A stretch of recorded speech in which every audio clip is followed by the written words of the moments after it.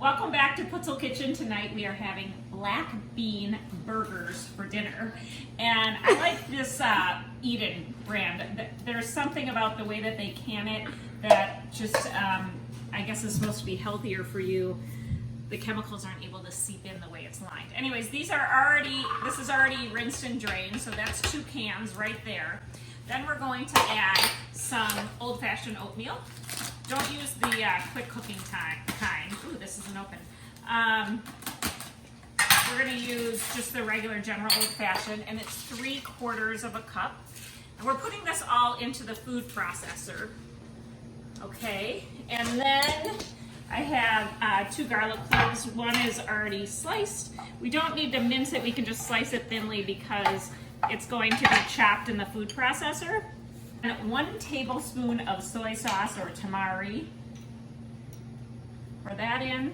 A few grinds of black pepper. Good to have a little spice. And my favorite spice ever, ground cumin. I'm going to do about a teaspoon. I'm not measuring it exactly. That gives it a nice little flavor, and that's going to give it kind of a little bit of a southwestern flavor because we are going to add some cilantro in there. And then 1 egg. Ooh, that was a terrible cracking job, but it's hard to do it with these gloves. But you get the gist. And I'm going to just mix this up in the food processor just for like a minute on pulse. And you can smell the nice seasoning in there. It's got a nice texture to work with. Then I added the egg.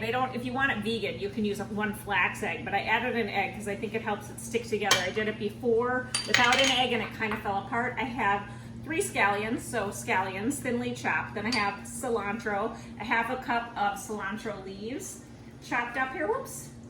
And I'm just gonna mix this together with my hands.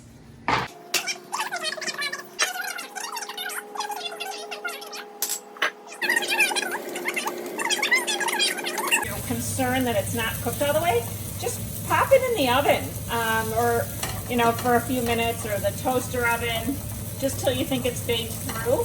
And these reheat great too. I'm super psyched to eat these for lunch because I was going to eat the leftovers the other day, but now that Steve is working at home, he ate them. So I either need to make sure I make plenty of food, so maybe double the recipe, or I'm going to have to write my name on things in the refrigerator. Okay, I'm going to add some cheddar cheese to these burgers and then put the lid on top so it just gives it a little chance to melt. Yum.